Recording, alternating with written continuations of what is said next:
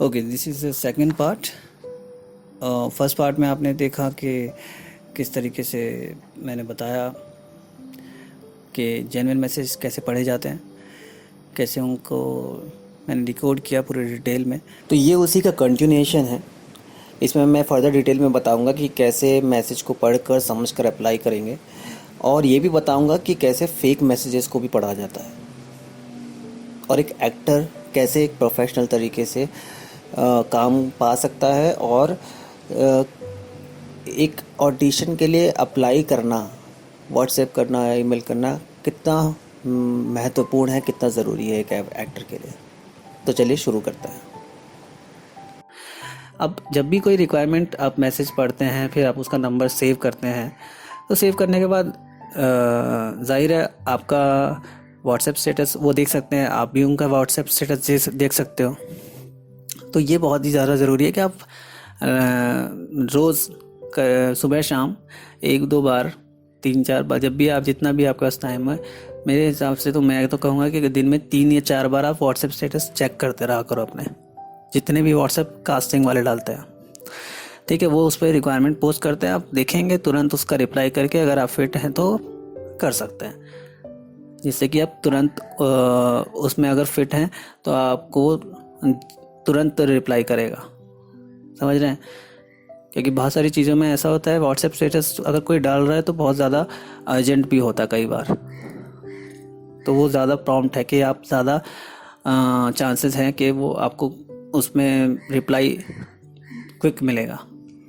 ठीक है, उसके बाद आपने कर दिया, उसके बाद उसने रिप्लाई भी कर दिया कास्टिंग वाले ने, ठीक है हम बताते हैं you are fit for that etcetera etcetera. So उसके बाद है ना, कास्टिंग डाटा से फालतू सवाल जैसे पेमेंट कितना है, शूट कहाँ होगा sir, I am fit sir, not बता दीजिए सर, पक्का ना फिट हूँ ना मैं, ये सब नहीं हो, मत करो। ठीक है, ये सब आपको खुद बताएंगे वो सिलेक्शन होने पर या शॉर्ट लिस्टेड होने पर कि शूट कहाँ होगा, पेमेंट कितना होगा। वो हर मतलब अगर उनके पास हज़ारों प्रोफाइल में से 50 प्रोफाइल उन्होंने शॉर्ट लिस्ट किया कि हाँ ये फिट हैं, उन 50 को वो बजट वगैरह ये सब नहीं बताएंगे ना, शूट कहाँ होगा, उनको खुद पता नहीं होता शूट कहाँ होगा, तो कैसे बताएंगे। और पेमेंट वो उनको बताएंगे ना जो शॉर्ट लिस्टेड होंगे, आप बस फिट हैं इसलिए वो पेमेंट बता देंगे आपको, ऐसा नहीं होता है।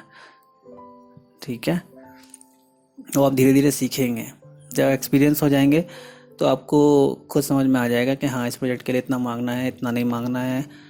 तो आप सिर्फ भेजते रहेंगे, ऑडिशन देते रहेंगे, जब आप शॉर्ट लिस्ट होंगे तो आप उनसे नेगोशिएट कर सकते हो। ठीक है, तो ये सब सवाल ना पूछे, अनप्रोफेशनल होता है। तो ज़रूरी नहीं है आपको तुरंत रिप्लाई भी करे वो। ठीक है, आपका लुक नहीं गया होगा तभी वो रिप्लाई नहीं करते हैं, तो इसलिए वेट भी करें, अपना पेशेंस ना खोए, वेट करें। ठीक है, फिर बात आती है अपना लेवल समझें। ठीक है, बोलने में अभी मैं जो बोलूँगा बहुत लोगों को शायद रूड लगेगा कि मैं ये क्या बोल रहा हूँ, बट ये सच है। इसको आप जितनी जल्दी समझ लेंगे उतनी जल्दी ग्रो करेंगे और उतनी जल्दी अपने लुक में काम करेंगे। हम सबका एक एक्टर का लेवल होता है, एक्टिंग का लेवल होता है, लुक का लेवल होता है। जैसे अगर कोई मैसेज देखते हैं जिसमें लिखा होता है कि we need lead type of actor, हाँ वी नीड लीड एक्टर, फिर वो रेफरेंस भी देते हैं कि लाइक टाइगर श्रॉफ या आयुष्मान खुराना, ऐसे रेफरेंस दे देते हैं। ठीक है, तो उनका मतलब लीड एक्टर से होता है बढ़िया बॉडी वाला, स्मार्ट दिखने वाला, बढ़िया शक्ल हो, गोरा चिट्टा हो, ठीक है, ऋतिक रोशन टाइप दिखता हो, उनका लीड वो होता है। अब आप उस बहस में मत पड़ जाइएगा कि अब इंडस्ट्री चेंज हो रही है, राजकुमार राव, नवाज जैसे एक्टर आ रहे हैं, वो अलग लीग है भाई, वो अलग चीज़ खेल चल रहा है, उसमें मत जाओ। यहाँ पे आप अप्लाई करोगे और नहीं लेने वाले हैं, तो वो बहस अलग है, उसके बारे में बात नहीं करूँगा अभी। बट अगर लीड लिखा है, आपको अगर लगता है आप नहीं हो ऐसे, जैसे मैंने बताया बॉडी फेस वगैरह, तो मत करो, अप्लाई मत करो, नहीं तो रिप्लाई नहीं आएगा। ठीक है, ये हमारी समस्या है इंडस्ट्री की, मैं समझता हूँ, लेकिन अब मैं उसके लिए झंडा लेके नहीं खड़ा हो सकते हम। ठीक है। तो जब तक वो चेंज नहीं होती तब तक आप इस चीज़ को समझें, आपका टाइम बचेगा, उनका भी टाइम बचेगा, और आप उस पर अपनी एनर्जी लगाएं जहाँ पर आप फिट होते हैं। तो जैसे आप लगते हो अपने आप को समझो, अपने लुक को समझो, अपनी एक्टिंग को समझो, और वैसे ही अप्लाई करो। जैसे कई बार कई मैसेज में लिखा था we need NSD FTII actor, तो मत अप्लाई करो ना यार। उनको चाहिए NSD FTII, लेने दो। हो सकता है आप उनसे ज़्यादा अच्छी एक्टिंग जानते हो, उनसे ज़्यादा अच्छे प्लेस कर चुके हो, बहुत अच्छा थिएटर करते हो, बट लेट इट बी ना। इतनी सारी अपॉर्चुनिटी आती हैं, ज़रूरी थोड़ी है उसी में घुसने का। कहीं और अप्लाई करो, और भी अपॉर्चुनिटी होंगी जहाँ पे आप अप्लाई कर सकते हो। नहीं, मत करो, उस बहस में पढ़ो ही मत कि यार हम तो उनसे अच्छे एक्टिंग कर सकते हैं। कर सकते होगे भाई, बिल्कुल कर सकते होगे, लेकिन उस बहस में नहीं पढ़ना अपने को, ठीक है। तो उसको इग्नोर करो, वहाँ पे रिप्लाई नहीं आने वाला तो मत करो। जैसे कहीं लिखा होगा अप मार्केट फेयर लिखा होगा, तो वहाँ भी अप्लाई मत करो। अगर आप अप मार्केट का मतलब मैं आपको थोड़ा सा बताया था। अप मार्केट मतलब इनका वही होता है, गोरे चिट्टे अच्छी बॉडी वाले, वही जो अप मार्केट का मतलब लीड वाला वही होता है। तो वहाँ पे अप्लाई मत करो अगर आप नहीं लगते हो तो करो, कोई दिक्कत नहीं। लेकिन आपको लगता है कि आप लगते हो, समझ रहे हो, तो मत करना। सच में लगते हो तो करो, वरना तो हम सभी अपनी माँ के आंखों में ऋतिक रोशन जैसे दिखते हैं, ठीक है। तो मत करना। कहीं मॉडल लिखा होता है तो वहाँ भी अप्लाई मत करें, एक्टर्स अप्लाई ना करें, ठीक है। क्योंकि मॉडल का मतलब मॉडल ही चाहिए उनको। आजकल मॉडल 1-2 लाइन्स बोल देते हैं ऐड वगैरह में, तो उनका काम चल जाता है, क्योंकि बस उनको गुड लुकिंग चाहिए होता है चेहरा, तो उनसे काम चला लेते हैं। तो कहीं मॉडल लिखा है तो मॉडल्स ही चाहिए उनको, तो एक्टर्स अप्लाई ना करें। हाँ, अगर एक्टर्स मॉडल जैसे दिखते हैं, स्मार्ट हैंडसम वैसा, तो आप अप्लाई कर सकते हो, ठीक है। कहीं लिखा है हमें साउथ इंडियन लुक चाहिए, पंजाबी लुक चाहिए, मराठी लुक चाहिए, बिहारी लुक चाहिए, राजस्थानी लुक चाहिए, अफ़गानी लुक चाहिए, कश्मीरी लुक चाहिए, है ना। ऐसे ऐसे जो स्टेट्स के पर्टिकुलर लुक हैं, टिपिकल जो लुक होते हैं, तो वैसे लुक में अगर आपका कहीं जा रहा है, अगर आप मतलब साउथ इंडियन हो, तो आप अप्लाई कर दो बिना बिना सोचे समझे आप कर सकते हो। लेकिन अगर आप नहीं हो पर फिर भी आप लगते हो वैसे, तो भी अप्लाई कर सकते हो। लेकिन आप बिल्कुल नहीं लगते तो आप इसमें अपनी इमेजिनेशन का इस्तेमाल करो, कि जैसे कहीं लॉयर का, डॉक्टर का, जज का, पुलिस वाले का, तो वैसे में अगर आपका लुक जाता है, वैसे आपको लगता है कि आप डॉक्टर, लॉयर, पुलिस लग सकते हो, तो वैसा इमेजिन करो अपने आप को। आप एक्टर हो यार, इमेजिनेशन यूज़ करो कि आप अगर ऐसे में अपने उस लुक में आपको अपने आप को इमेजिन करो कि मैं लगूंगा क्या वैसा सब पहन के, ठीक है। अगर वो लगोगे तो आप भेजो, नहीं तो मत भेजो। वो लगोगे प्लस उसकी एज, उसके मैच्योरनेस चेहरे पे वो सब है, आएगी कि नहीं आएगी, तभी भेजो। नहीं तो वैसे भेजोगे तो आपका मैसेज का रिप्लाई नहीं आने वाला, ठीक है। तो ये ना सोचे कि मैं यार मेकअप से तो मैं ऐसा लग जाऊंगा, ऐसा नहीं होता है। मेकअप से ऐसा नहीं होता है। थिएटर में हम सब कर लेते हैं कि 20 साल का आदमी को 60 साल का रोल भी कर लेता है, और 60 साल का रोल 20 साल का आदमी भी कर लेता है, बट ऐसा यहाँ पे नहीं होता, ठीक है। यहाँ पे प्रॉपर अगर उनको वो एज चाहिए तो वही एज का चाहिए, रियल चाहिए वैसा, ठीक है। तो वैसा ना सोचें और अपने आप को इमेजिन करें, अगर लगते हैं तो ही करें। जैसे ये लोग रेफरेंस देते हैं कई बार कि राजकुमार राव जैसा दिखने वाला चाहिए, आलिया भट्ट जैसा चाहिए। हालांकि मुझे नहीं समझ में आता राजकुमार राव कहाँ से आप मार्केट लगता है, वो भी नॉर्मल आपकी मेरे जैसे ही हैं, बट लेट इट बी। उनके वो फेमस हो जाते हैं तो वो एक क्राइटेरिया उनका बन जाता है, वैसा चाहिए। खैर, सो अगर आप वैसे दिखते हो तो ही आप अप्लाई करें, ठीक है।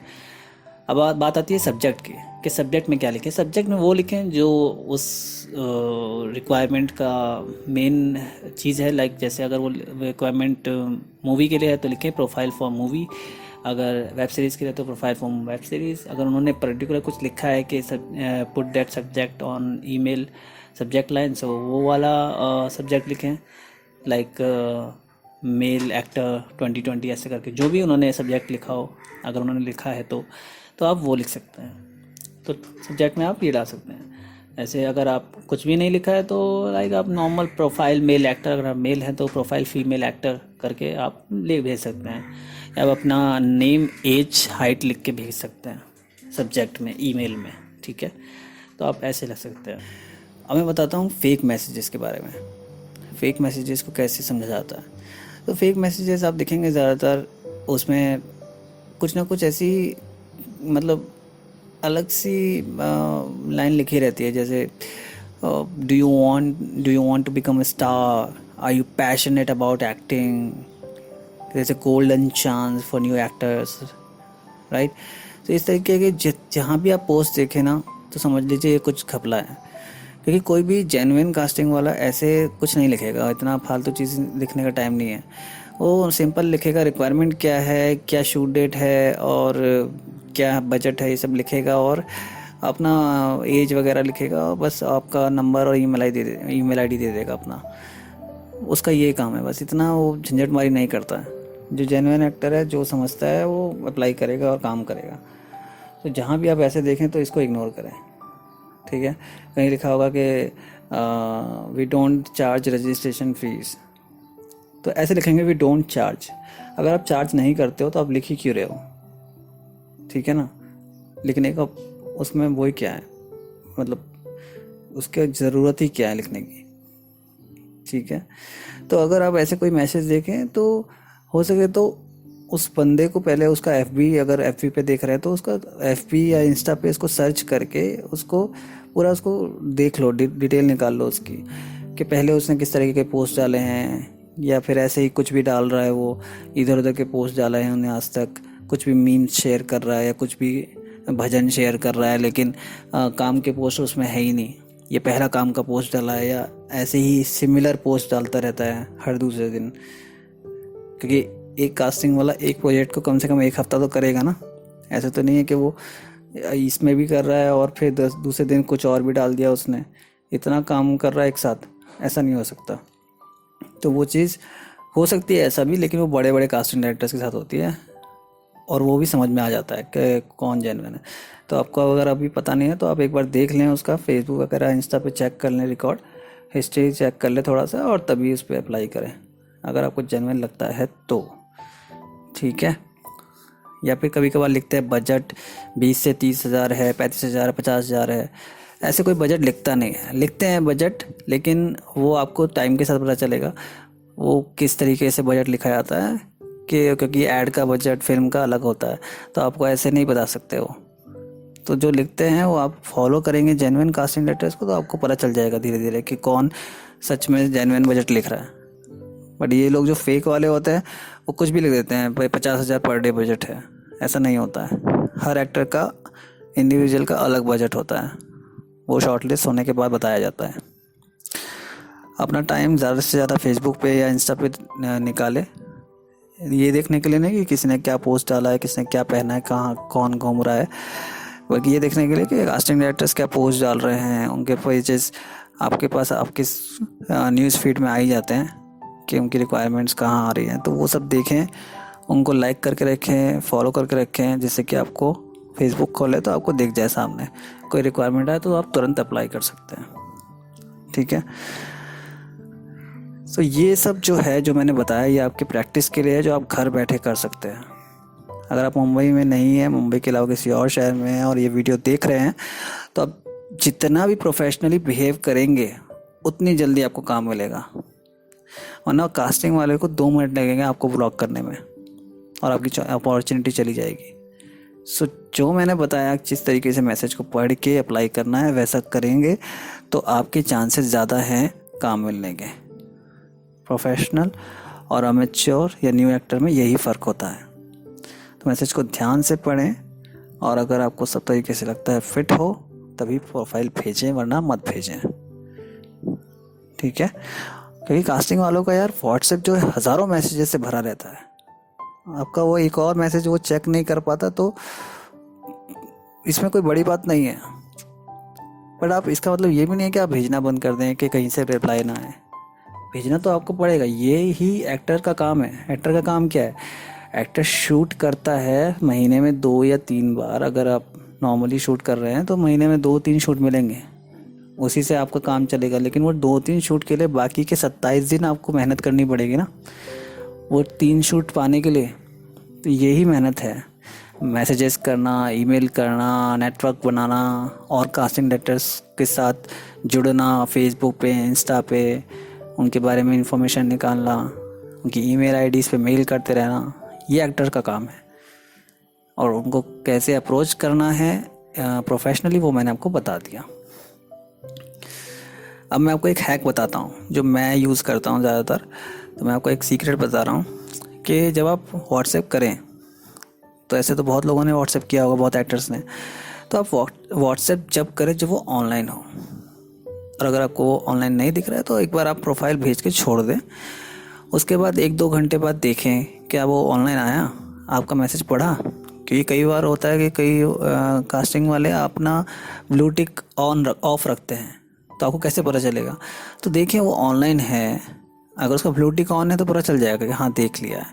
तो कुछ नहीं करना आपको। अगर ब्लू टिक ऑन नहीं है, आपको दिख रहा है, आपको श्योर नहीं है कि देखा नहीं देखा, तो एक बार उसको एक मैसेज डाल दें ऑनलाइन हो तब कि sir I have sent you my profile, please check. और कुछ भी डाल सकते हैं, sir did you check my profile, ऐसा करके। सो आपका मैसेज जो नीचे होगा, अगर उसने नहीं देखा होगा तो वो ऊपर आ जाएगा, तो चांसेस आपके बढ़ जाएंगे। तो ये एक हैक है, एक सीक्रेट है जो मैंने आपको बताया, अपनी प्रोफाइल को ऊपर लाने का और उनको दिखाने का। तो आप ये यूज़ कर सकते हैं, बट इसके बाद और कुछ ना करें। उसके बाद अगर कोई तब भी रिप्लाई नहीं आ रहा तो शांत हो जाएं, पेशेंट रहें और वेट करें, ठीक है। सो इस वीडियो के लिए इतना ही। बाकी नेक्स्ट वीडियो में मैं डिटेल में इंट्रोडक्शन पे वीडियो बनाऊंगा कि इंट्रो कैसे भेजना चाहिए, इंट्रो में क्या क्या बोलना है, कैसे बनाना चाहिए, क्या प्रोफेशनल तरीका है इंट्रो बनाने का, उस पर मैं वीडियो बनाऊंगा। अगर आपको ये वीडियो अच्छा लगा हो तो इस वीडियो को लाइक कीजिए। लाइक करेंगे तो और एक्टर्स को दिखेगा, तो वो भी अच्छे तरीके से आप समझ के इसको अप्लाई करके काम पा सकेंगे। और शेयर कर दीजिएगा अगर आपके कुछ फ्रेंड्स हैं जिनको समझ में नहीं आता कि कैसे ऑडिशन मैसेज को पढ़ के अप्लाई करना होता है, और ज़्यादा ही अच्छा लग गया हो तो सब्सक्राइब कर दीजिएगा। मिलते हैं नेक्स्ट वीडियो में। धन्यवाद।